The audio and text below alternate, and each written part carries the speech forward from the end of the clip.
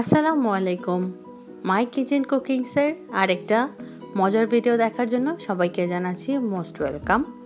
আজকে আপনাদের সাথে শেয়ার করব শাহি ফিরনির রেসিপি, যেভাবে একদম শাহি ফ্লেভারে আপনারা বাসায় ফিরনিটা তৈরি করতে পারেন সেই রেসিপিটাই আজকে আপনাদের সাথে শেয়ার করব। তো এটার ঘনত্বটা দেখুন, আর মাশাআল্লাহ স্বাদেও হচ্ছে অতুলনীয়, কালারটাও অনেক সুন্দর পারফেক্ট এসছে। তো আমি কিভাবে তৈরি করি সেটাই শেয়ার করছি। আমি এখন নিয়ে নিব হচ্ছে 1 কাপ পরিমাণ চিনি গুঁড়া পোলার চাল। আপনারা চাইলে বাসমতিও নিতে পারেন অথবা কাটারি ভোগ। এখন পোলার চালটাকে 20 মিনিটের জন্য আমি পানি দিয়ে একটু ভিজিয়ে রেখে দিব। 20 মিনিট পরে চালটাকে বেশ ভালো করে ধুয়ে পানিটা ঝরিয়ে নিব। তারপর আমি একটা গ্রাইন্ডারে নিয়ে একটু গ্রাইন্ড করে নিব। মেক শিওর করবেন যাতে করে একদম পেস্ট না হয়ে যায়, আধা ভাঙা করে করবেন। চাইলে শিলপাটায়ও আধা ভাঙা করে নিতে পারেন।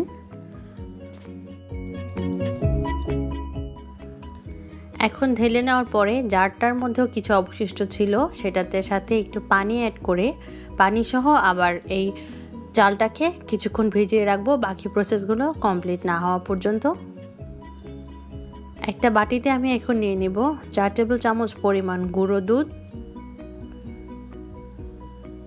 এর সাথে নিব হচ্ছে অল্প কিছু পরিমাণ গরুর দুধ। দুইটাকে মিক্স করে বেশ ভালো করে মিক্স করব। মিক্স করে একটা সাইডে রেখে দিব।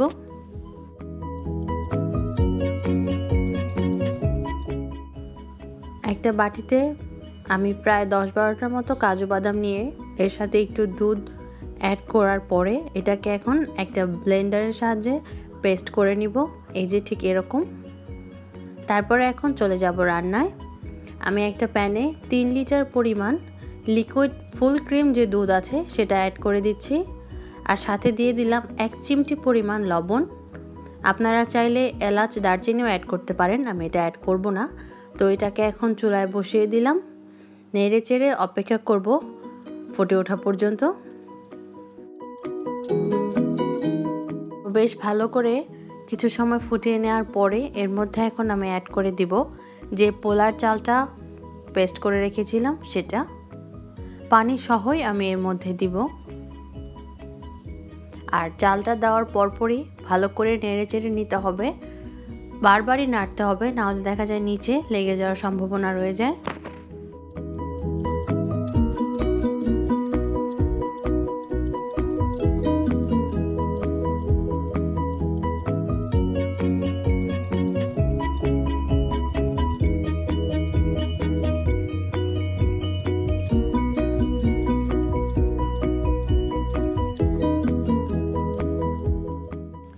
বিশ মিনিটের মতো রান্না করার পরে দেখা যাবে যে চালগুলো অনেকটা ফুলে বেড়ে উঠেছে আর চালগুলো সিদ্ধ হয়ে গেছে।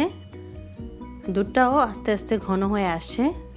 দেখুন চালগুলো অনেকটা নরম হয়ে গেছে।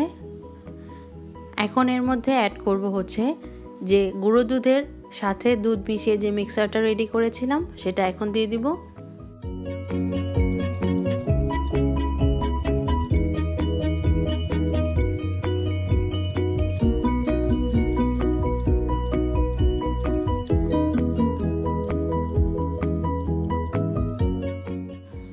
এখন বাদামের যে পেস্টটা আছে তার সাথে আমি হালকা একটু যে খাবারের রঙটা food colour, orange food colour বা জর্দা রং যেটাকে বলে, সেটা আমি খুবই সামান্য 1/4 চা চামচের মতো দিয়ে অ্যাড করে দিব। প্রথমে আমি পেস্টের মধ্যে অ্যাড করে রেখেছিলাম, তারপরে এটা দুধের মধ্যে দিয়ে দিচ্ছি। সবগুলোকে আবার নেড়ে চেড়ে নিব। আর এখন রান্না করব আরও বেশ কিছুক্ষণ, প্রায় 10-15 মিনিটের মতো।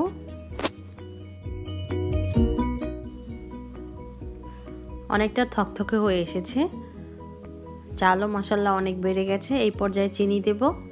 অবশ্যই চাল গলার পরে তারপরে চিনি দেবেন। আমি টোটাল চিনি ইউজ করেছিলাম হচ্ছে 2.5 কাপ পরিমাণ, এর বেশি আর আমার প্রয়োজন পড়েনি। এখন যত পর্যন্ত যে ঘনত্বটা আমার প্রয়োজন সেই ঘনত্বটা না আসা পর্যন্ত নেড়ে চেড়ে এখন আমি রান্নাটা করে নিলেই আমার ফিরনিটা কিন্তু একদমই রেডি।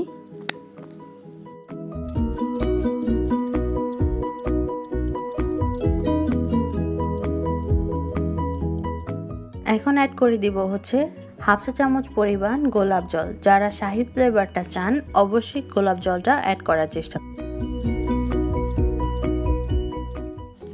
এখন যে কনসিস্টেন্সিতে আছে সেটাতেই আমি রাখবো, কারণ ঠান্ডা হয়ে গেলে এটা আরও একটু ঘন হয়ে আসে। আর চেষ্টা করবেন গরম গরমই আপনারা যে পাত্রে এটাকে সার্ভ করবেন সেটাতে ঢেলে দিতে, এতে করে খুব সুন্দর একটা শেপে চলে আসে।